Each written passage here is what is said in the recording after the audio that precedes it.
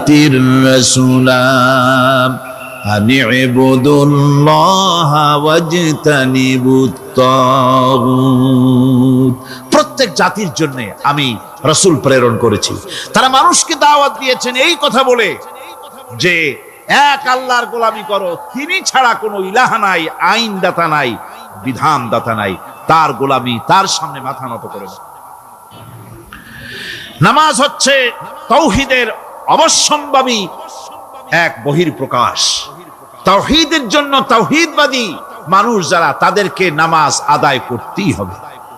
আকীদা বিশ্বাসের দিক থেকে তাওহীদ যদি হয় পুরা দ্বীনের মূল উৎস, তাহলে আমলের দিক থেকে নামাজ হচ্ছে পুরা দ্বীনের মূল ভিত্তি।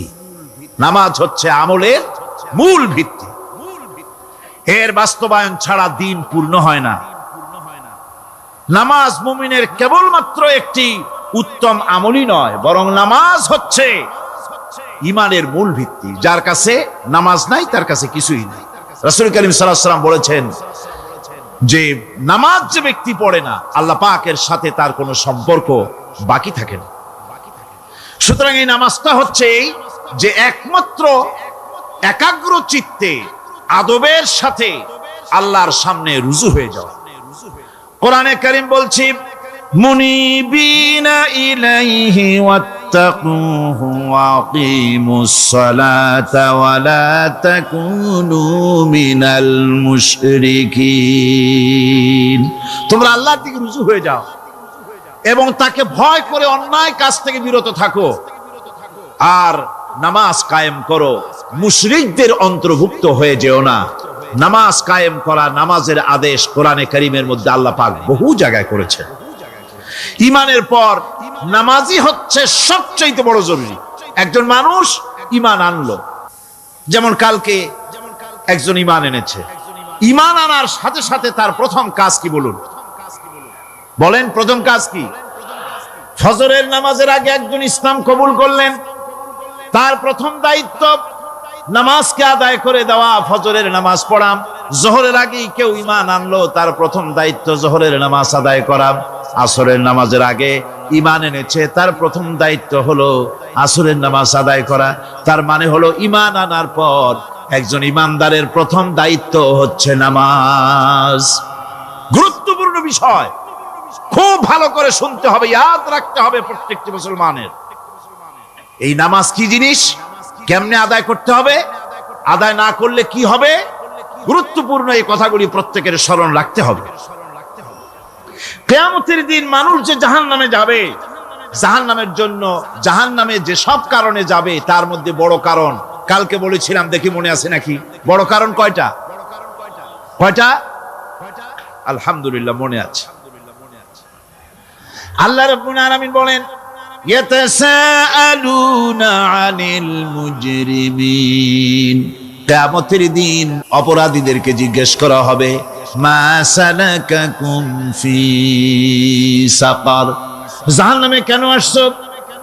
জবাবে তারা বলবে ক্বালু লাম নাকু মিনাল মুসাল্লিন ওয়া লাম নাকু নুতঈমুল মিসকিন। নামাজ পড়ি নাই, আর এতিম মিসকিনদের খেতে দেই নাই, এই কারণেই জাহান্নামে এসেছি। কল নাউযুবিল্লাহ। নামাজ যারা পড়বে না জাহান্নামে যেতে হবে। কোথায় যেতে হবে?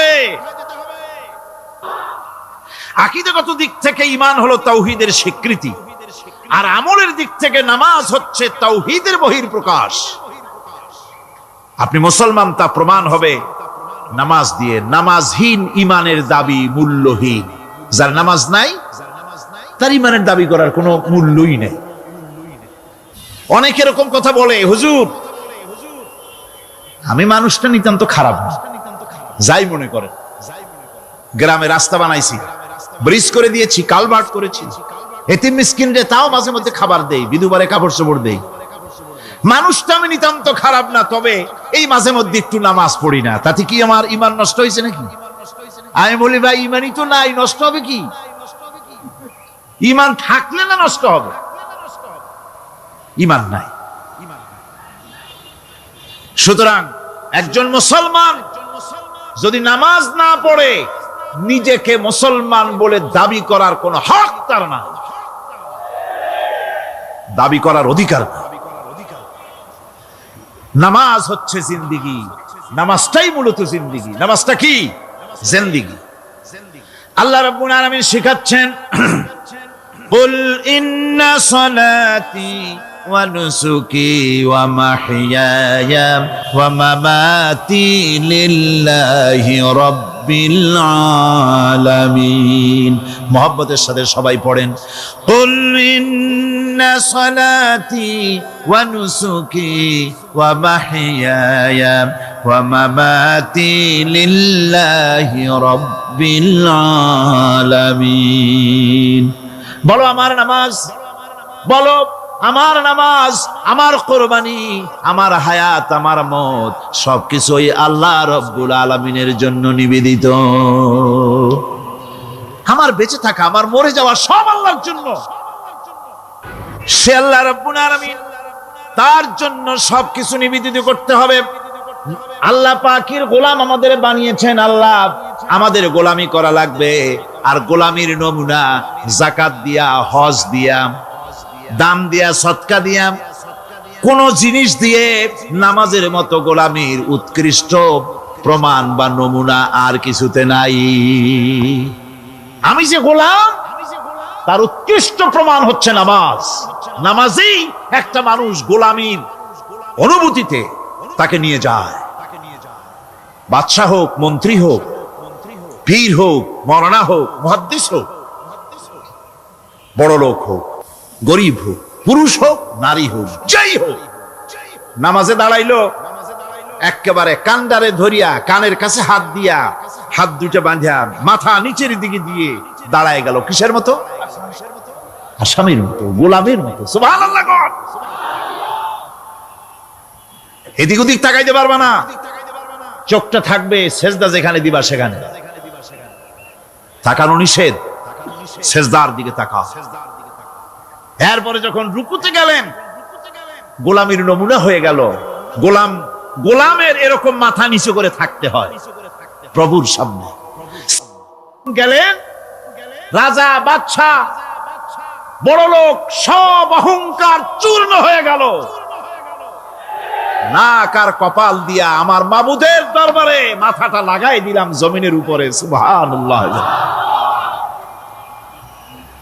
আমি আমার ভাষায় বলি, আমি আমার ভাষায় কথাটা এভাবে বলি, এই জমিনটা যদি কাগজ হয় আর আমার নাকটার কপালটা যদি কলম হয়, তাহলে আমি যে গোলাম দৈনিক 5 বার আমার নাক আর কপাল দিয়া জমিন নামক কাগজের উপরে, দাস খতের উপরে দৈনিক 5 বার নাক আর কপাল দিয়া সই করে দেই, আল্লাহ আমি তোমার গোলাম, আর কারো গোলাম নই। আমি একমাত্র তোমার গোলাম। ঘুমের থেকে উঠে সেজদা দিয়ে বলি, দুপুরের সময় কাজ ফালাইয়া আরেকবার বলি, বিকেল আসার আগে আসরে আরেকবার বলি, দিন যখন শেষ হয় আরেকবার বলি, রাতে যখন শুতে যাই আরেকবার সেজদা দিয়া ঘোষণা করি, মাবুদ আমি তোমার গোলাম। সুবহানাল্লাহ। নামাজ হচ্ছে ইসলামের গণ্ডির মধ্যে প্রবেশের প্রমাণ। কোরআনে কারীম বলছে, ফাইন তাবু ওয়া আকামুস সালাতা ওয়া আতাউজ যাকাতা ফাইখওয়ানুকুম ফিদ্দীন। সূরা তওবা এসেছে। তারা যদি তওবা করে আর নামাজ কায়েম করে, যাকাত যদি আদায় করে, তাহলে এখন তোমাদের সে দ্বীনি ভাই, এখন ভাই হয়ে গেল। একটু আগে ছিল কাফের, মুশরিক, এখন তোমার দ্বীনি ভাই। দ্বীনের গণ্ডির মধ্যে প্রবেশ করা, কলেমা পড়ার সাথে সাথেই নামাজ। নামাজ হচ্ছে দ্বীনের প্রধান গেট, দ্বীনের প্রধান তোরণ। দ্বীনের মধ্যে প্রবেশ করার জন্য এই গেট দিয়ে প্রবেশ করতে হবে। সুতরাং এই নামাজের এতই গুরুত্ব দেওয়া হয়েছে। ইসলাম যদি ক্ষমতায় আসে, আল্লাহ যেন এনে দেন, জোরে কোন আমিন। ইসলাম যদি ক্ষমতায় এসে যায়, রব্বুল আলামিন তাফসীরের মাহফিল, কোরআন সামনে নিয়া আশা করে তোমার দরবারে দোয়া করি, এই বিশাল জনসমুদ্রের দোয়া কবুল করো মাবুদ গো, এই বাংলাদেশকে ইসলামের দেশ বানাইয়া দাও। দেশটা যদি ইসলামের হয়ে যায়, আইন যদি আল্লাহর হয়, শাসন যদি সৎ লোকেরা করে, রব্বুল আলামিন কোরআন শরীফে বলেন, তাহলে তারা 4টা কাজ করবে। আল্লাযীনা মাক্কান্নাহুম ফিল আরদ আকামুস সালাতা ওয়া আতাউজ যাকাত ওয়া আমারু বিল মা'রুফি ওয়া নাহাউ আনিল মুনকার।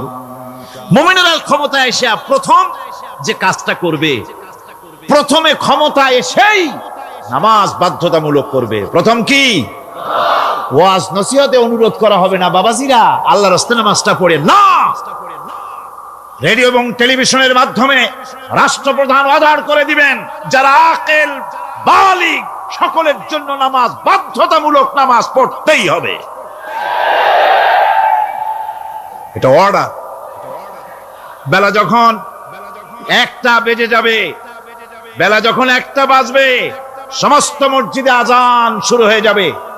আজানের সাথে সাথে অফিস, আদালত, কল কারখানা, ক্ষেত খামার, শিক্ষাঙ্গন সব ডেডলক হয়ে যাবে। আধা ঘন্টার জন্য বন্ধ হয়ে যাবে। যারা মুসলমান অফিসে, কলেজে, ইউনিভার্সিটিতে, সর্বত্র তারা নামাজের জন্য প্রস্তুতি নেবেন। আধা ঘন্টার ভিতরে নামাজ আর খানা সেরে আবার কলেজ চলবে, বিশ্ববিদ্যালয় চলবে, কল চলবে, কারখানা চলবে, ক্যান্টনমেন্ট চলবে, সেক্রেটারিয়েট চলবে, সব আপন গতিতে চলতে থাকবে। আল্লাহর রহমত, বরকত আকাশ ফেরে নাজিল হয়ে যাবে। আর এই অর্ডার যে দেওয়া হবে, নামাজ পড়বেন, নামাজ পড়বেন সেখানে।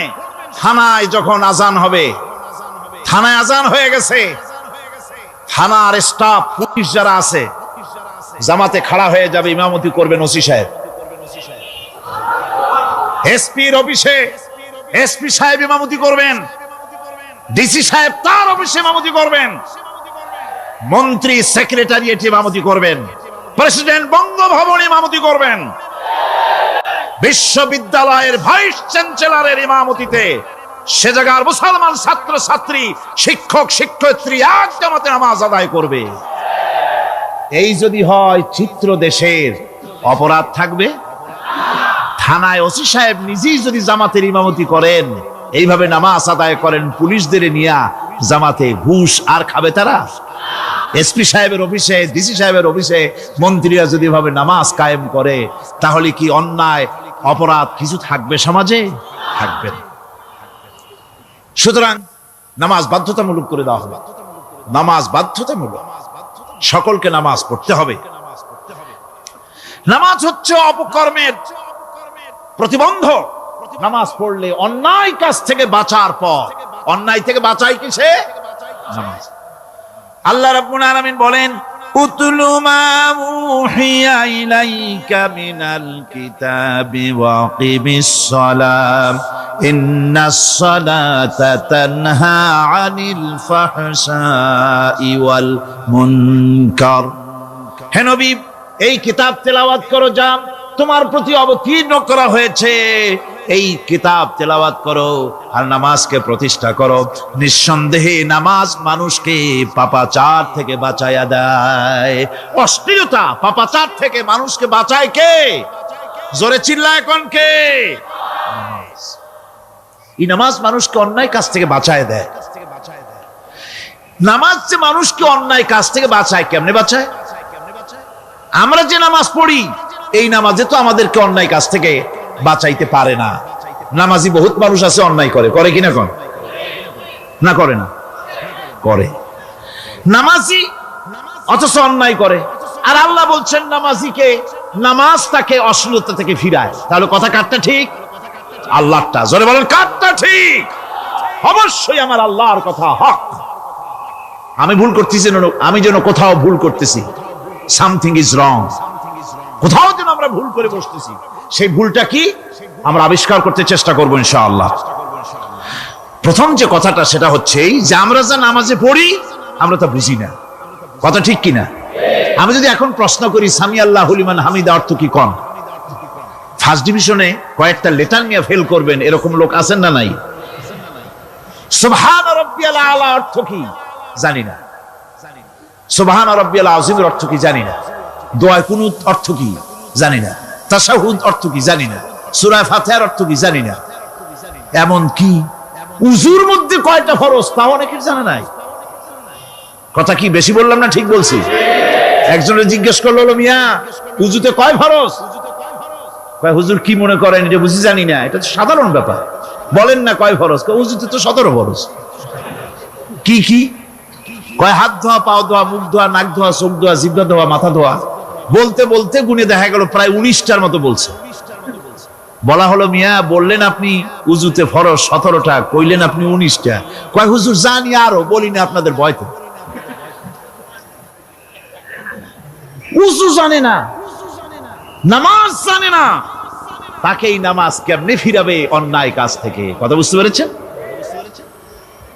নামাজে আল্লাহু আকবার বললাম, এরপরে সানা পড়লাম, তারপরে সূরা ফাতিহা পড়লাম। সূরা ফাতিহার ভিতরে যে সমস্ত কথাগুলি বললাম সেই কথাগুলি বুঝি না, কি বলেছি তাও জানি না। এরপরে সুবহান রাব্বিয়াল আলা বলেছি, সুবহান রাব্বিয়াল আযীম বলেছি, সামি আল্লাহু লিমান হামিদা বলেছি, অর্থ কি জানি না। আল্লাহ তা শুনতে পান, যে ব্যক্তি আল্লাহর প্রশংসা করেন তিনি তা শুনতে পান। নামাজের মধ্যে আইডিয়া দেওয়া হচ্ছে, তুমি যে আল্লাহর জন্য নামাজ পড়তেছো, প্রশংসা করতেছো, এটা এমন নয় যে আল্লাহ পাক দেখছেন না বা শুনতেছেন না। তুমি যা বলতেছো, প্রশংসা করতেছো, আল্লাহ পাক তা শুনতে পাচ্ছেন। সামি আল্লাহু লিমান হামিদা, সুবহান রাব্বিয়াল আলা। আমি মহান সর্বশ্রেষ্ঠ আল্লাহ রাব্বুল আলামিনের পবিত্রতা ঘোষণা করছি, আমি তার প্রশংসা করছি। সূরা ফাতিহার কি আমরা বলি আপনারা ব্যাখ্যা দেখে বুঝে নিয়েন, সেগুলি আমি এখানে বলে বাকি কথা সব শেষ করতে পারবো না। নামাজে কি পড়েন সেটা যদি জানতেন, অবশ্যই আল্লাহ রাব্বুল আলামিনের কথা কার্যকরী হয়ে যেত। ইন্নাস সালাতা তানহা আনিল ফাহশাই ওয়াল মুনকার। নামাজ মানুষকে পাপের কাজ, অশ্লীলতা থেকে ফিরাতে পারে। আল্লাহ ইন্না বসায়ছেন, নিশ্চয়ই, বেশক, অবশ্যই নামাজ পাপ থেকে ফিরাবে। কিন্তু কেমনে ফিরাবে নামাজ তো বুঝি না, নামাজ তো বুঝি না। খালি সেজদা দেয় জনমের মতো, আর সেজদা কি? নামাজে যদি দেখে ইমাম দেরি করতেছে, আত্তাহিয়াত পড়তে দেরি হয়ে যাচ্ছে, পিছন থেকে সিগন্যাল মারে, ঠিক কিনা? বেয়াদব, বেয়াদব। তোমার নামাজ, তোমার আত্তাহিয়াত আগে শেষ হয়েছে, তাতে কি হয়েছে? চুপ করে বসে থাকো। ইমামকে কাশি দিয়া সতর্ক করার অধিকার তোমার নাই। যদি ইমামকে সতর্ক করার জন্য কাশি দিয়ে থাকো, তোমার নামাজ ফাসেদ হয়ে যাবে। এটা ফাজলামি করার জায়গা না, এটা নামাজ। এর নাম কি? ধীরে সুস্থে নামাজ পড়তে হবে। অনেকে মসজিদটারে মনে করে জেলখানা, ঢুকতে যত দেরি, বেরোতে পারলে যেন বাসে যান ছটফট করে। সিনেমার মধ্যে গিয়ে ঘন্টার পর ঘন্টা বসে থাকে, খারাপ লাগে না? মসজিদে কেরাত যদি একটু লম্বা পড়ে, পিছনে বসে খালি কি যে করে, মনে মনে বলতে থাকে যে ইমাম এমন কাঁচা ছাড়া ছাড়ি না। আর গান যখন শোনে, শুনতেই থাকে, কত মজা, ঘুম আসে না। নাউযুবিল্লাহ। সুতরাং নামাজে কি পড়েন সেটা আপনাকে বুঝতে হবে। সঠিকভাবে নামাজ পড়ার পরও যদি কোনো মানুষের সঠিকভাবে, ভালো করে শোনেন, সঠিকভাবে নামাজ পড়ার পরেও যদি কোনো মানুষ পাপের থেকে না ফেরে, তাহলে বুঝতে হবে একথা, পানি আর সাবান দিয়া কাপড় ধুলে কাপড়ের ময়লা যাবে, কিন্তু পানি আর সাবান দিয়া কয়লা জনমের মতো ধুইলেও কয়লার ময়লা যাবে না। কথা বুঝে আসছে? এর থেকে আর উত্তম দৃষ্টান্ত আমার কাছে নাই। নামাজ পড়ার পরেও যদি চরিত্র ভালো না হয়, বুঝতে হবে নামাজ হচ্ছে না, কাঙ্ক্ষিত মানের নামাজ আদায় হচ্ছে না। আল্লাহর নবী বলেছেন, যার নামাজ পাপ কাজ হতে ফিরাতে পারলো না, তার নামাজ নামাজি নয়। আবার শুনুন, রাসূল বলছেন, যার নামাজ তাকে পাপের কাছ থেকে ফিরাতে পারলো না, তার নামাজ নামাজ নয়, ওইটা নামাজ হয় নাই, যার জন্য তার পাপ থেকে তারে ফিরাইতে পারছে না। আর কিয়ামতের দিন বেনামাজিরা সবচাইতে বেশি অপমানিত হবে। সবচাইতে বেশি অপমানিত হবে কারা? বেনামাজিরা। কিভাবে? ইয়াউমা ইউকশাফু আন সাকিন ওয়া ইউদআউনা ইলাস সুজুদি ফালা ইস্তাতিউন। সেদিন কঠিন সময় আল্লাহ রাব্বুল আলামিন লোকদেরকে সিজদা করার জন্য বলবেন, কিন্তু যারা বেনামাজি ছিল দুনিয়ায় তারা সিজদা দিতে পারবে না। বলেন নাউযুবিল্লাহ। অবস্থাটা কি হবে? খাশিআতান আবসারুহুম তারহাকুহুম যিল্লাহ। তাদের দৃষ্টি নিচু হবে, লাঞ্ছনা এবং অপমান তাদের উপরে চেপে বসবে, সিজদা দিতে পারবে না। আল্লাহ আমাদেরকে ক্ষমা করুন। কিয়ামতের দিন হযরত আদম আলাইহিস সালাম থেকে শুরু করে পৃথিবীর সমস্ত মানুষের সামনে আল্লাহ রাব্বুল আলামিন সিজদা করার জন্য অর্ডার করবেন। যারা নাকি বেনামাজি, ওরা আল্লাহর দরবারে সেদিন সিজদা দিতে পারবে না, লাঞ্ছিত অপমানিত হবে। জোরে কর নাউযুবিল্লাহ।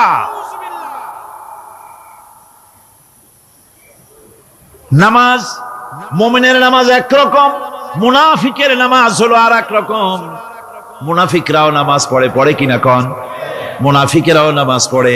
মুনাফিকেরা যখন নামাজ পড়তে যায়, আল্লাহ রাব্বুল আলামিন বলতেছেন, ওয়া ইযা কামু ইলাস সালাতি কামু কুসালা। মুনাফিকেরা যখন নামাজ পড়তে দাঁড়ায়, নামাজে আসে ঠিক তারা, কিন্তু নামাজের জন্য দাঁড়ায় খুব শৈথিল্য ভারে, শৈথিল্য ভাবে দাঁড়ায়, কাহিলি সুস্তি, এ জায়গা চুলকায়, পায়জামা ধরে টান দেয়, টুপিটা ঘুরায়, এদিক ওদিক তাকায়। মুনাফিকের নামাজ দেখলেই ঠিক পাওয়া যায় যে বেটা মুনাফিক। এইভাবে সে দাঁড়ায়। তার নামাজটা কি জন্য? ইউরাউনান নাসা ওয়া লা ইয়াযকুরুনাল্লাহা ইল্লা কালিলা।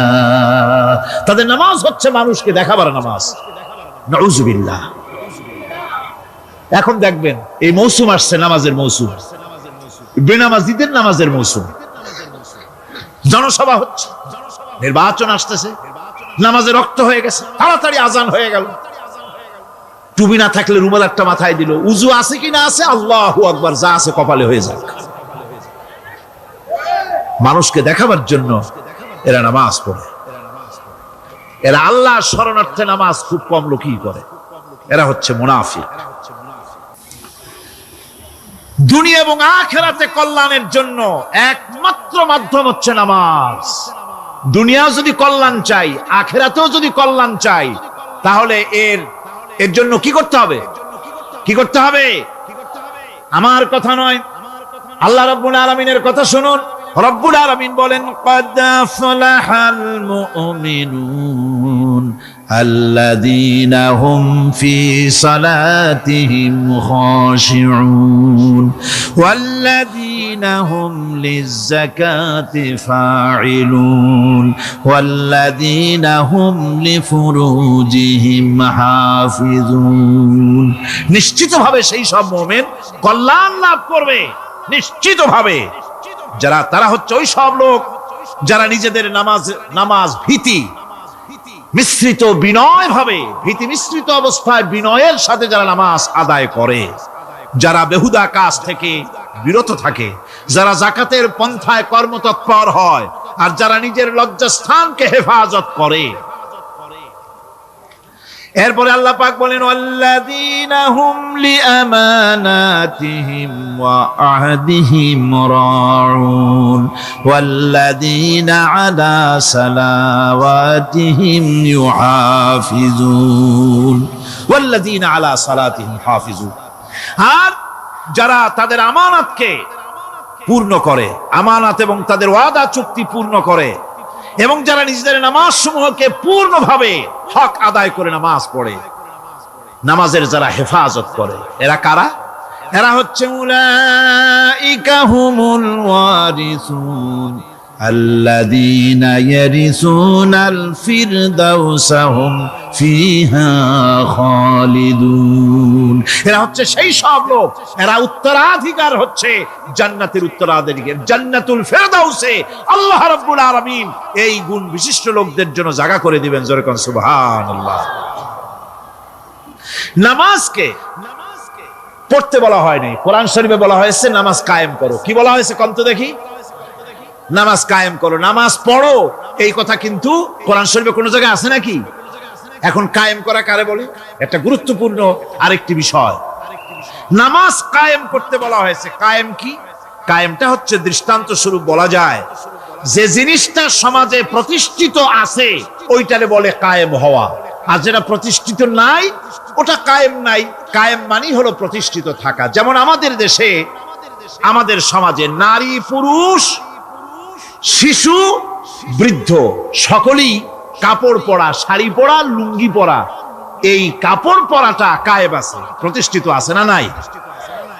যার কারণে কাপড় পরা সমাজে কায়েম আছে বলে উলঙ্গ মানুষ সমাজে খুঁজে পাওয়া যায় না, পাগল ছাড়া। ঠিক কিনা? একটা বাচ্চাকেও যদি উলঙ্গ হতে বলেন, এখানে 5 বছর 6 বছরের একটা বাচ্চাকেও তৃপ্তির আর ঐক্যের শিক্ষা দেয়, এক নেতার আনুগত্য করা শিখায়।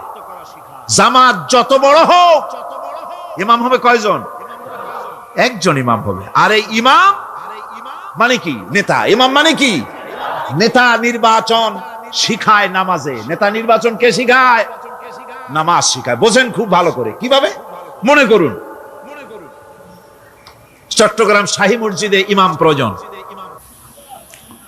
এখন সেই ইমাম নেওয়ার জন্য ইন্টারভিউ কল করা হলো, বিজ্ঞাপন দেওয়া হলো পত্রিকায়। অনেক আলেম আসলেন, ইন্টারভিউ বোর্ডে যারা বসলেন তারা ইন্টারভিউটা কিভাবে নেবেন?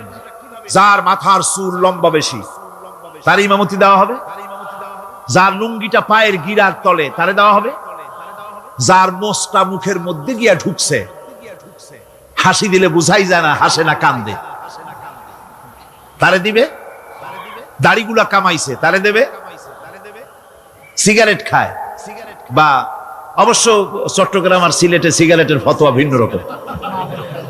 বরিশালে আমি যেখানে জন্মগ্রহণ করেছি, আমার এলাকায় কোনো আলেম যদি সিগারেট খায়, মসজিদের ইমাম তো ভালো, মসজিদ ঝাড়ু দিতেও ঢুকতে দেবে না মসজিদে। এটা এই এলাকার এক রকমের কায়দা। আমি এটার ব্যাপারে কথা নাইবা বললাম। তো আপনারা খুঁজে দেখবেন সে সিনেমা দেখে নাকি, মিথ্যা কথা বলে নাকি, বউ পর্দায় থাকে নাকি। এগুলি মাইক্রোস্কোপ যন্ত্র দিয়ে ইমামের মাথা থেকে পা পর্যন্ত দেখবেন কিনা কন? আচ্ছা এবার কোন তো দেখি, এই ইমাম সাহেব ইমামতি করবে কতজন লোকের? 500, 1000, শাহী মসজিদে ধরেন 5000 লোক হইল। 5000 লোক, 5000 লোকের ইমাম নির্বাচনের সময় পা থেকে শুরু করে মাথা পর্যন্ত দেখেন, এমনকি বউ পর্যন্ত। বৌমনি আনিয়ে দেখেন না, পর্দায় থাকে কিনা এইটা আপনারা দেখেন, ঠিক কিনা? এ খবরটা নেন। 5000 লোকের একটা ইমাম বানাতে গিয়ে মাইক্রোস্কোপ যন্ত্র দিয়ে দেখেন মোষ কেমন, দাড়ি কেমন, চুল কেমন, পাও কেমন, হাত কেমন, হাতে নখ লম্বা কিনা, দাঁতে ছাতা কিনা, বউ পর্দায় থাকে কিনা, মিথ্যা কথা কয় কিনা, এত দেখেন। আর যখন নির্বাচন আসে তখন 2.5 থেকে 3 লক্ষ মানুষের জন্য একজন এমপি নির্বাচিত হয়। সেই ইমামকে বাছাই করার জন্য নামাজ পড়ে কিনা, জিনাকার কিনা, মদখোর কিনা, সুদখোর কিনা, ঘুষখোর কিনা, বদমাশ কিনা বাছাই করা হয় না।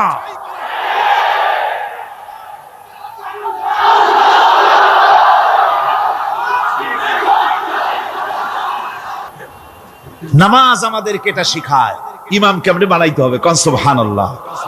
নামাজ ঐক্য শিখায়, নামাজ ভ্রাতৃত্ব শিখায়, নামাজ পারস্পরিক মহব্বত শিখায়, নামাজ নেতা কেমন হওয়া উচিত, নেতা নির্বাচন শিখায়।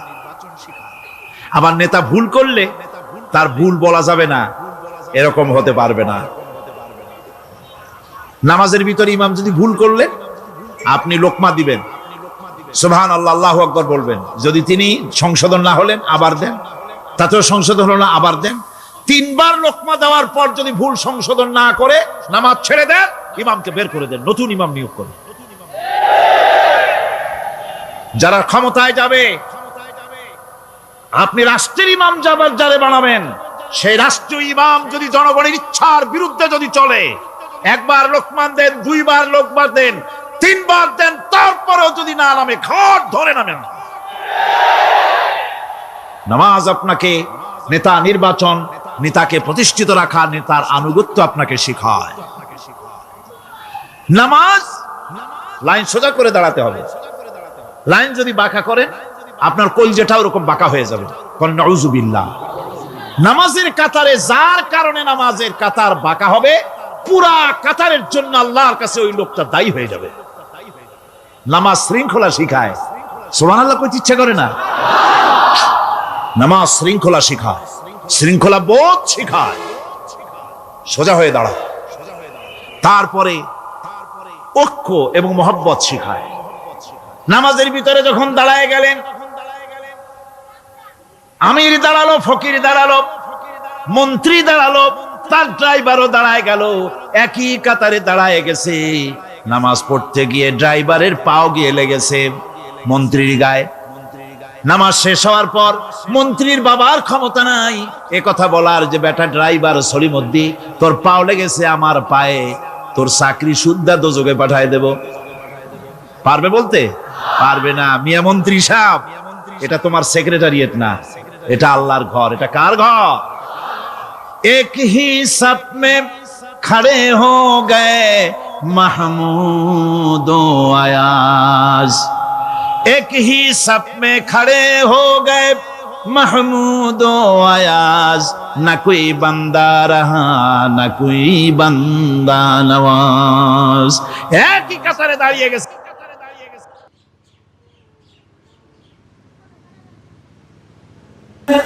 কোরআনে কারীমের মধ্যে আল্লাহ পাক এই পৃথিবীর বুকে যারা আরামের টাটকা সুখগুলি, আরামগুলি যারা বর্জন করে আল্লাহ রাব্বুল আলামিনকে বিশ্বাস করে যারা জীবন পরিচালনা করেছে, আল্লাহ পাক তাদের জন্য জান্নাত রেখেছেন এবং তাদের জন্য বলছেন, সাবিকু ইলা মাগফিরাতিম মির রাব্বিকুম ওয়া জান্নাতিন আরদুহা কাআরদিস সামাই ওয়াল আরদ উইদ্দাত লিল্লাযীনা আমানু বিল্লাহি ওয়া রাসূলিহি। আল্লাহ পাক বলেন, প্রতিযোগিতা করো আল্লাহর মাগফিরাত কামনার জন্য আর জান্নাতে যাওয়ার জন্য প্রতিযোগিতা করো, আল্লাহর রহমত পাওয়ার জন্য সৎ কাজের প্রতিযোগিতা করো, তাহলে আল্লাহ রাব্বুল আলামিন তোমাদেরকে ক্ষমা করবেন আর তোমাদের জন্য এমন জান্নাত দিবেন যেই জান্নাত আকাশের বিশালতার, জমিনের বিশালতার মতো। এই বিরাট জান্নাত তোমাদেরকে দিবেন। এই জান্নাত চিরস্থায়ী সুখ এবং শান্তি জায়গা হবে। মাসালুল জান্নাতিল্লাতী উইদাল মুত্তাকুন ফিহা আনহারুম মিন মাইন গায়রি আসিনিন ওয়া আনহারুম মিন লাবানিন লাম ইয়াতাগায়্যার তা'আমুহু। আল্লাহ পাক বলছেন, জান্নাত আল্লাহ পাক ওয়াদা করেছেন মুত্তাকিদের জন্য। আল্লাহ পাক জান্নাত দিবেন, যে জান্নাতের ভিতরে রয়েছে মধুর প্রস্রবণ, রয়েছে দুধের প্রস্রবণ, রয়েছে সেখানে স্বচ্ছ পানীয় পানির প্রস্রবণ রয়েছে। এই সুন্দর জান্নাত, ঝর্ণা ধারা আল্লাহ পাক সৃষ্টি করেছেন, বাগ বাগিচা দিয়ে ভরে রেখেছেন জান্নাত। সেই জান্নাতে জান্নাত হবে এয়ার কন্ডিশন, রোদ্রের তাপ হবে না সেখানে, রোদ্রের খরতাপ হবে না সেখানে, ঠান্ডার প্রচন্ডতা থাকবে না। কিরকম হবে জায়গাটা? আল্লাহ পাক বলছেন, মুত্তাকিনা আলাল আরাইকি লা ইয়ারাউনা ফিহা শামসান ওয়ালা জামহারিরা ওয়া দানিয়াতান আলাইহিম যিলালুহা ওয়া দুল্লিলাত কুতুফুহা তাদলীলা।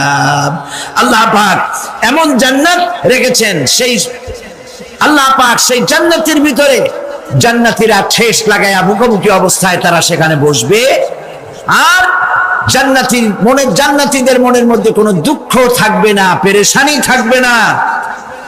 পৃথিবীতে মানুষের দুঃখ থাকে, পেরেশানি থাকে, সেখানে কোনো দুঃখ আর পেরেশানি থাকবে না।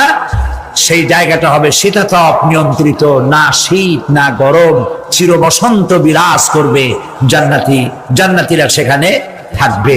এই সুন্দর জান্নাত আল্লাহ পাক রেখেছেন মুত্তাকীদের জন্য। সুবহানাল্লাহ। কাফেরদের জন্য জান্নাত হবে, জাহান্নাম হবে চিরকাল। খালিদিনা ফিহা আবাদান, চিরকাল কাফেরেরা জাহান্নামে থাকবে। সর্বশেষ যে ব্যক্তি জাহান্নাম থেকে মুক্তি লাভ করবে তাকে আল্লাহ পাক বলবেন, ফেরেশতাদেরকে বলবেন, আমার ফেরেশতারা আমার এই বান্দাকে জান্নাত এবং জাহান্নামের মাঝখানে রেখে দাও। জান্নাত এবং জাহান্নামের মাঝখানে লোকটি যখন থাকার জায়গা পাবে, সে জান্নাতের দিকে তাকায়া দেখবে আর কাঁদতে থাকবে। আল্লাহ পাক জিজ্ঞেস করবেন, বান্দারে যুগের পর যুগ ধরে জাহান্নামে কেঁদেছো, আমি রব্বুল আলামিন জাহান্নাম মাফ করে দিয়া জান্নাত জাহান্নামের মাঝখানে রেখে দিয়েছি, আযাব থেকে তো বেঁচে গেছো, এখন কাঁদো কেন? লোকটি বলবে, রব্বুল আলামিন কান্দি এই কারণে, জাহান্নাম থেকে মাফ করেছো, তোমার শুকরিয়া আদায় করি। জান্নাত তো আমার কপালে নাই, কিসমতে নাই, কিন্তু জান্নাত আমি এখান থেকে দেখতে পাচ্ছি। জান্নাতের সুঘ্রাণ আমার নাকে আসতেছে, কপালে নাই যাওয়ার। আমি কাঁদি এই জন্য, তুমি যদি মেহেরবানি করে আমাকে জান্নাতের দরজার কাছে একটু দাঁড় করায় দিতা, প্রাণ ভরে তোমার জান্নাতের দৃশ্যটা একটু দেখতাম। আল্লাহ পাক তার আরজি পূরণ করবেন, বলবেন যাও। ফেরেশতাদের বলবেন, এর জান্নাতের দরজার কাছে দাঁড় করায় দাও। জান্নাতের দরজার কাছে দাঁড়িয়ে লোকটি আবার কান্না শুরু করবেন। আল্লাহ পাক প্রশ্ন করবেন, এবার কান্দো কেন? লোকটি বলবে, রব্বুল আলামিন কান্দি এই কারণে, জান্নাতের এই দরজায় দাঁড়ায়া জান্নাতের অফুরন্ত নেয়ামত কিছুই ভালো করে দেখা যায় না, শুধু অল্প জায়গা দেখি। যদি তুমি আমারে দয়া করে জান্নাতের মাঝখানে দাঁড় করায় দিতা, চতুর্দিকে তাকায়া তাকায়া দেখা কলিজারে ঠান্ডা বানাইতাম। তবে আমি ওয়াদা করি, জান্নাতের কোনো নাজ নেয়ামত, কোনো ফল আমি খাবো না, ধরবো না, সইব না। একটুখানি মেহেরবানি করে মাঝখানে দাঁড় করাইয়া দাও, জানদারে ঠান্ডা করি। আল্লাহ রাব্বুল আলামিন ফেরেশতাদের বলবেন, আমার এই বান্দারে জান্নাতের মাঝখানে দাঁড় করাইয়া দে। আল্লাহর নবী বলেন, জান্নাতের মাঝখানে দাঁড়িয়ে লোকটি আগের চাইতে আরো জোরে চিৎকার মেরে কাঁদতে থাকবে। আল্লাহ পাক বলবেন, বান্দারে কি হলো তোর? দরজার কাছে আসতে চাইছিলে, আইনা দিলাম। এবার মাঝখানে আসতে চাইছো, তাও এনে দিয়েছি। আবার কান্দো কেন? লোকটি বলবে, রব্বুল আলামিন এবার কান্দি এই জন্যে, তুমি যখন দয়া করে একটিবার জান্নাতের মাঝখানে এনে আমাকে দাঁড় করায় দিয়েছো, তুমি রহমান রহিম গফুরুর রহিম, এই জান্নাত থেকে আবার আর বাইর করে দিও না। আল্লাহ রাব্বুল আলামিন বলবেন, ও আমার বান্দারে, আমার এই জান্নাত তোর খুব পছন্দ হয়েছে নাকি? লোকটি বলবে, রব্বুল আলামিন কলিজা ঠান্ডা হয়ে গেছে, ভাবতেও পারি না এই জান্নাত এত সুন্দর। আল্লাহ পাক বলবেন, বান্দারে এরকম একটি নয়, দুইটা নয়, তোর জন্য আমি 10টা জান্নাত এরকম রিজার্ভ করে রাখছি। সুবহানাল্লাহ। আল্লাহ পাককে ভয় করে পৃথিবীর সমস্ত পাপ থেকে যারা নিজেকে রক্ষা করবে, আল্লাহ তাদের জন্য এই জান্নাত রেখে দিয়েছেন। সুবহানাল্লাহ। সেই জান্নাতের রিসিপশন আপনারা আন্দাজ করতে পারবেন না, রিসিপশন কারে কয়। কি এর প্রধানমন্ত্রী আর প্রেসিডেন্ট, 4-5টা পুলিশ আর আর্মি আসে একটা ফট করে সেলুট মারলো, বাস শেষ হয়ে গেল, এরকম না। জান্নাতীদেরকে রিসিপশন দেওয়া হবে। জান্নাতীরা যখন আল্লাহর হুকুমে জান্নাতের দিকে যেতে লাগবে, আর যখন জান্নাতের কাছে চলে যাবে, আল্লাহ রাব্বুল আলামিন শোনায় দিচ্ছেন, হাত্তা ইযা জাউহা ফুতিহাত আবওয়াবুহা ওয়া ক্বালা লাহুম খাযানাতুহা সালামুন আলাইকুম তিবতুম ফাদখুলুহা খালিদিন। সুবহানাল্লাহ। জান্নাতীরা যখন জান্নাতে প্রবেশ করার দরজার মুখোমুখি হবে, দ্বার রক্ষীগণ তখন বলবে সালামুন আলাইকুম, আল্লাহর শান্তি তোমাদের উপরে বর্ষিত হোক। সুবহানাল্লাহ। দুনিয়ার টাটকা টাটকা সুখগুলি দুই পা দিয়ে ঠেলে দিয়েছো, টাটকা সুখগুলি গ্রহণ করো নাই, হারাম খাও নাই, আল্লাহর দ্বীন কায়েমের জন্য রক্ত দিয়েছো, জীবন দিয়েছো, কষ্ট করেছো, আল্লাহকে ভয় করেছো। আমাদের সালাম গ্রহণ করো, জান্নাতের মধ্যে ঢুকে যাও চিরকালের জন্য। সুবহানাল্লাহ। আর বাইর হওয়া লাগবে না, চিরকাল এই জান্নাতের মধ্যে তোমরা বসবাস করতে পারবে, আল্লাহ রাব্বুল আলামিনের ফেরেশতারা বলে দিবেন। জান্নাতের মধ্যে আল্লাহ পাক হুরদের সঙ্গে জান্নাতীদের বিয়ের ব্যবস্থা করে দিবেন। কোরআনে কারীমে আল্লাহ পাক বলেন মুত্তাকিনা আলা সুরুরিম মাসফুফাতিন ওয়া যাওয়াজনাহুম বিহুরিন ঈন। সামনাসামনি ভাবে সাজানো সারি সারি আসন সমূহের উপর তারা ঠেস লাগায় বসে থাকবে, আর আল্লাহ রাব্বুল আলামিন হুরদের সাথে জান্নাতীদের বিয়ের ব্যবস্থা করে দিবেন। যেসব হুরের সঙ্গে বিয়ে হবে তাদের আল্লাহ পাক বিবরণ দিচ্ছেন কি রকম হবে তারা। লাম ইয়াতমিসহুন্না ইনসুন ওয়ালা জান। এর পূর্বে জিন এবং ইনসান এদেরকে কেউ স্পর্শ করে না। কিরকম তারা? কাআন্নাহুন্নাল ইয়াকুতু ওয়াল মারজান। যেমন ঝিনুকের ভিতরে মণিমুক্তা থাকে, এইভাবে আল্লাহ পাক তাদেরকে পবিত্র করে রেখে দিয়েছেন। আমার প্রিয় ভাইরা, আল্লাহ রাব্বুল আলামিন কোরআনে কারীমের ভিতরে বলেছেন ফাবিআইয়ি আলা'i রাব্বিকুমা তুকাযযিবান। জান্নাত দান করে আল্লাহ পাক এবার জান্নাতীদেরকে সম্বোধন করে বলবেন ইয়া ইবাদি লা খাউফুন আলাইকুমুল ইয়াওমা ওয়ালা আনতুম তাহজানুন। হে আমার বান্দারা, লা খাউফুন আলাইকুমুল ইয়াওম, আজ আর কোনো ভয় নাই। সুবহানাল্লাহ, সুবহানাল্লাহ। আজ আর কোনো ভয় নাই, কোনো চিন্তাও নাই, আরামে এই জান্নাতের মধ্যে বসবাস করো। এরপরে আল্লাহ পাক জিজ্ঞেস করবেন, ও আমার জান্নাতীরা, আমি যেসব ওয়াদা করছিলাম আমার ওয়াদা মোতাবেক সমস্ত নিয়ামত পেয়েছো? তারা বলবে হ্যাঁ পেয়েছি, সব নিয়ামত আপনার ওয়াদা মোতাবেক সব পেয়েছি। আল্লাহ রাব্বুল আলামিন বলবেন সব পাও নাই, ওয়ালাদাইনা মাজিদ, আমার কাছে আরো বেশি আছে। সুবহানাল্লাহ, আমার কাছে আরো বেশি আছে। জান্নাতীরা বুঝবে না সে আরো বেশিটা কি, এর থেকে আর বেশি কি। প্রিয় ভাই সব, নবী করিম সাল্লাল্লাহু আলাইহি সাল্লাম বলেছেন জান্নাতের সুখ আর শান্তি কোন চোখ নাই যা দেখেছে, যা কোন অন্তঃকরণ নাই যা কল্পনা করতে পেরেছে। এই জান্নাত মুত্তাকিদের জন্য আল্লাহ রাখছেন। সুবহানাল্লাহ। জান্নাতীরা ভাবতেও পারবে না সেই নিয়ামতগুলি কি। প্রিয় ভাই সব,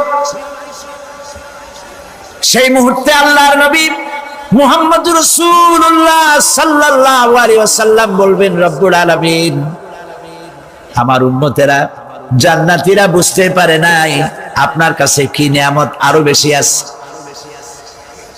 আমার এই উম্মতেরা জান্নাতীরা আপনার ওয়াদা মোতাবেক সব পেয়েছে, কিন্তু একটি জিনিস এখনো তাদের কিসমতে হয় নাই।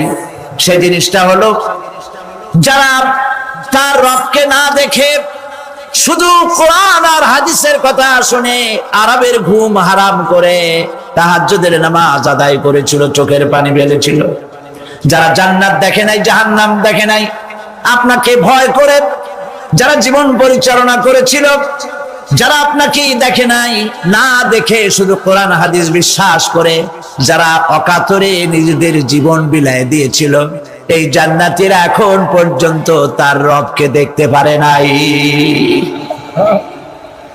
আল্লাহ রাব্বুল আলামিন তার সামনে থেকে 70,000 পর্দা সরে যাবে।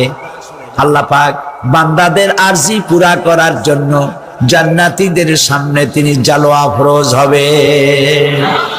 কোরআন শরীফের ভিতরে আল্লাহ পাক বলেন, জান্নাতীরা তারা আল্লাহর দিকে, জান্নাতীরা তার রবের দিকে তাকিয়ে থাকবে, আর রব তার বান্দাদের দিকে তাকায়া থাকবে। প্রাণ ভরে জান্নাতীরা রবকে দেখবে, সুবহানাল্লাহ, আল্লাহ পাককে দেখবে। প্রাণ খুলে আজ দোয়া করি রব্বুল আলামিন, জান্নাতের যেই পরিবেশে, যেই জায়গায় তুমি দয়া করে তোমার গোলামদেরকে তুমি নিজেই দর্শন দিবে, দেখা দিবে। মনিব গো, ও আমাদের রব, আজ এই বিশাল জনসমুদ্র নিয়ে তোমার দরবারে আবেগ ভরা কণ্ঠে বলি, যে অনুষ্ঠানটি তুমি এমন মুবারক অনুষ্ঠান করবে যেখানে তুমি জান্নাতীদেরকে দেখা দিবে, ওই জান্নাতের কোন একটি, ওই অনুষ্ঠানের কোন একটি কোনায় কানায় আমাদেরকেও দাঁড় করাইয়া দেখান তুমি। প্রিয় ভাই সব, আল্লাহ রাব্বুল আলামিন মানুষের সামনে এত সব নিয়ামত রেখেছেন, এই জান্নাত দান করবেন। এরপরে আল্লাহ রাব্বুল আলামিন কোরআনে কারীমের মধ্যে বলেছেন, রব্বিস সামাওয়াতি ওয়াল আরদি ওয়া মা বাইনাহুমার রাহমানি লা ইয়ামলিকুনা মিনহু খিতাবা। এসব পুরস্কার রয়েছে তোমাদের সেই রবের পক্ষ থেকে যিনি আকাশ আর জমিনের মালিক। সুবহানাল্লাহ বলবেন না? যার সামনে কথা বলার ক্ষমতা কারো হবে না। এটি একটি মারাত্মক কথা। কিয়ামতের দিন আল্লাহর দরবারে কেউ কথা বলতে পারবে না আল্লাহর নির্দেশ ছাড়া। একটি আকীদা পরিষ্কার করে নিয়ে যান আপনাদের, সে আকীদাটা এভাবে পরিষ্কার করুন, কোন পীর সাহেব, কোন খাজা বাবা, কোন মাওলানা, কোন মুহাদ্দিস, কোন বুজুর্গ আপনাকে সুপারিশ করতে পারবে না যদি না আল্লাহ পাক তাকে কথা বলার তৌফিক না দেন। মনে থাকবে এটা? আয়াতুল কুরসির ভিতরে আমরা পড়ি, মান যাল্লাযী ইয়াশফাউ ইনদাহু ইল্লা বিইযনিহি। আল্লাহ পাক বলেছেন কিয়ামতের দিন আল্লাহর দরবারে কার সাহস আছে কথা বলতে পারে? মান যাল্লাযী ইয়াশফাউ ইনদাহু ইল্লা বিইযনিহি। আল্লাহর ওয়াদা ছাড়া, হুকুম ছাড়া আল্লাহর সামনে কথা বলা সেদিন কেউ থাকবে না। সুবহানাল্লাহ। কেউ কথা বলতে পারবে না। সুপারিশ করতে হবে, আল্লাহ যারে বলেন তুমি করো, অমুকের জন্য করো, সেই ব্যক্তি শুধু তার জন্যই করতে পারবে, আর কেউ কথা বলতে পারবে না। সেই কঠিন হাসরের ময়দান, যেদিন শুধুমাত্র আল্লাহ পাক কথা বলবেন, আর যারে বলতে বলবেন সেই কেবলমাত্র বলতে পারবে। সুপারিশ এটি আল্লাহ পাক কিয়ামতে পারমিশন দিলে বলা যাবে। হযরত ইব্রাহিম আলাইহিস সালাম কিয়ামতের দিন তার নিজের পিতা সম্পর্কে সুপারিশ করবেন। রব্বুল আলামিন, আমার আব্বার জন্য সুপারিশ করতেছি, মেহেরবানি করে জাহান্নাম থেকে তারে আপনি রক্ষা করুন। আল্লাহ রব্বুল আলামিন বলবেন, ইব্রাহিম তোমার সুপারিশ মঞ্জুর হবে না। প্রিয় ভাই সব, একটু মাথা খাটান, চিন্তা করেন। জাতির পিতা কে? জাতির পিতা চিল্লায় বলুন, কলিজা সাফ করে ফেলুন। মুসলমানদের জাতির পিতা হাবিজ হাবিজ কেউ হতে পারে না।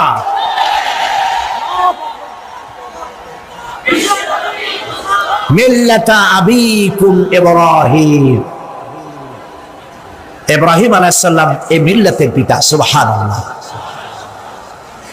হযরত ইব্রাহিম আলাইহিস সালাম কিয়ামতের দিন বলবেন, আল্লাহ আমার আব্বার জন্য সুপারিশ করছি। আল্লাহ পাক বলবেন মঞ্জুর হবে না।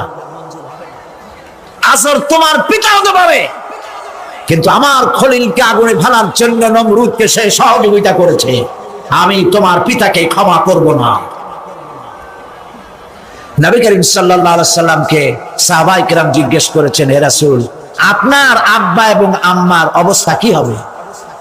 নবী করিম সাল্লাল্লাহু আলাইহি সাল্লাম কেঁদে ফেলেছেন, সাফ বলেছেন, আমি তাদের কোনো উপকারে আসব না। আল্লাহু আকবার। আপনি মনে করছেন নাকি যে ইয়া নবী সালাম আলাইকা বলি অমনি নবী সুপারিশ পাবেন? এত সহজ। কতগুলো রসগোল্লা খাইলেন আর বড় একটা মিছিল করলেন আর অমনি চলে যাবেন? পৃথিবীর সব মানুষ, সাহাবায়ে কেরাম বাদ দেন, পৃথিবীর সমস্ত মানুষ একত্রিত হয়ে আবু তালেব রাসূলুল্লাহকে যে ভালোবেসেছেন, ওর 1000 ভাগের 1 ভাগও সারা দুনিয়ার মানুষ রাসূলুল্লাহকে ভালোবাসতে পারবে? পারবে?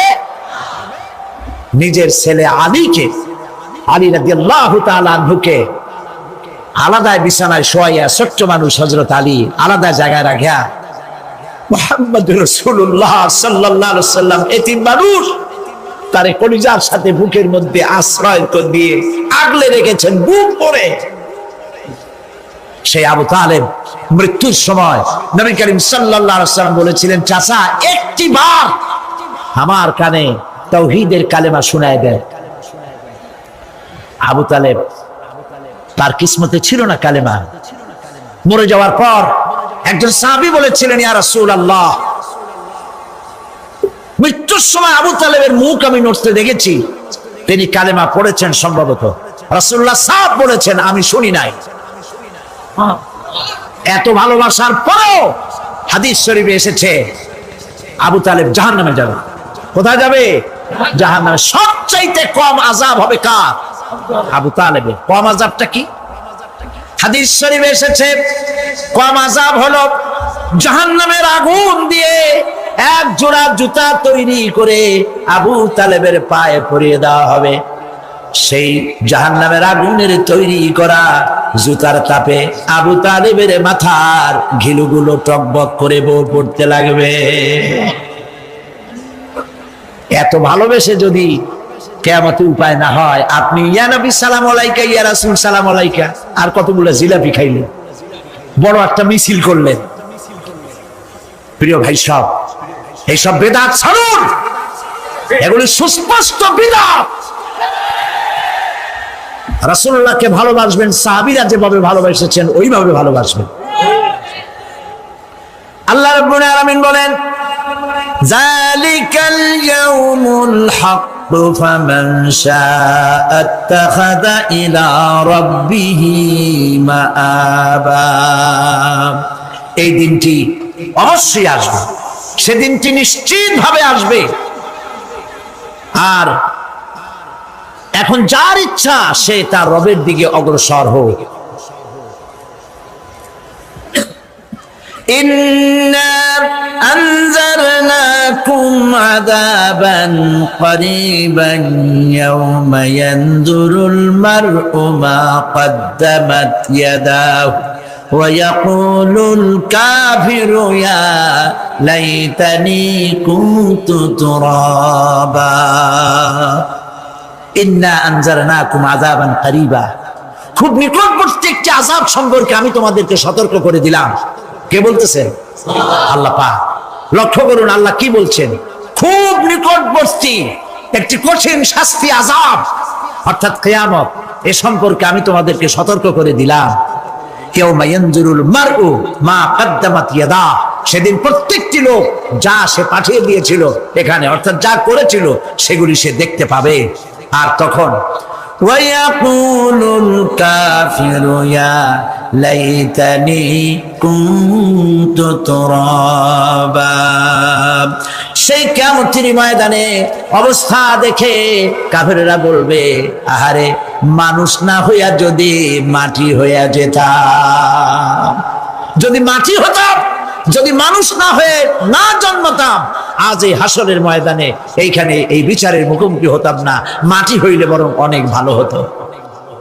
এই পৃথিবীতে আমরা এসেছি, চলে যাব, যাওয়ার আগে এই কোরআন একটি বিশাল জনগোষ্ঠী এমন বানাতে চেয়েছে যে জনগোষ্ঠী এই কোরআন দিয়ে একটি বিশাল সমাজ গড়বে, রাষ্ট্র গড়বে, এমন রাষ্ট্র গড়বে যেই রাষ্ট্রে দুঃখ থাকবে না, অশান্তি থাকবে না, যেখানে সুখ থাকবে, সমৃদ্ধি থাকবে, আর কিয়ামতের দিন আল্লাহর জান্নাতে তারা চলে যাবে। তেমন একটি সমাজকে আমরা চাই। সবাই বলেন সেরকম একটি সমাজকে আমরা চাই। প্রিয় ভাই সব, কিয়ামতের দিন আমরা যেতে চাই জান্নাতে। কোথায় যেতে চাই বলেন? জোরে বলেন। এই জান্নাতে যাওয়ার জন্য দুইটা কাজ করতে হবে। কয়টা কাজ? আল্লাহ রাব্বুল আলামিন বলেন, ফামান কানা ইয়ারজু লিকাআ রাব্বিহি ফালইআমাল আমালান সালিহান ওয়া লা ইউশরিক বিইবাদাতি রাব্বিহি আহাদা। আল্লাহ পাক বলেন, যে বাজারা আমার সঙ্গে দেখা করতে চায় কিয়ামতে, দুইটা কাজ করা লাগবে। বলেন কয়টা কাজ? একটা হলো নেক আমল। কি আমল বলেন? নেক আমল। নেক আমল কারে বলে? নেক আমল করতে হলে আবার দুইটা শর্ত লাগে। এক নম্বরে কাজটা করতে হবে আল্লাহরে খুশি করার জন্য। কারে খুশি করার জন্য? একটা মাদ্রাসা বানাইছি যাতে লোকেরা বলে যে বড় একটা মাদ্রাসা বানাইছে, এই জন্য মাদ্রাসা বানাবেন, মসজিদ বানাবেন, হসপিটাল বানাবেন, যা কিছু করেন নিয়ত হবে আল্লাহকে খুশি করা। নিয়ত হবে কারে খুশি করা? আল্লাহ পাককে খুশি করা। এই হলো নেক আমলের প্রথম শর্ত, কাজ হবে আল্লাহকে খুশি করার জন্য। দুই নম্বরে কাজটি হতে হবে সুন্নতে নববী সাল্লাল্লাহু আলাইহি ওয়াসাল্লামের উপরে। মনে থাকবে, দাড়ি রাখবো। কেন রাখবো? রাসূলের সুন্নাত। রাখবো কারে খুশি করার জন্য? আল্লাহকে খুশি করার জন্য। রাখবো কার মতো? রবীন্দ্রনাথের মতো, কার্ল মার্কসের মতো, কবির মতো নয়। রাখতে হবে কার মতো? নবীর মতো। বুঝে নেন, কাজটা হতে হবে আল্লাহকে খুশি করার জন্য। দুই নম্বরে কাজটা হতে হবে সুন্নতে নববী সাল্লাল্লাহু আলাইহি ওয়াসাল্লামের উপরে হতে হবে। তাহলে এই হলো এক নম্বর। জান্নাতে যাওয়ার জন্য, আল্লাহর সাথে দেখা করার জন্য এক নম্বরের কাজ হলো নেক আমল। বলেন এক নম্বরের কাজ কি? দুই নম্বরের কাজ ওয়ালা ইউশরিক বিইবাদাতি রাব্বিহি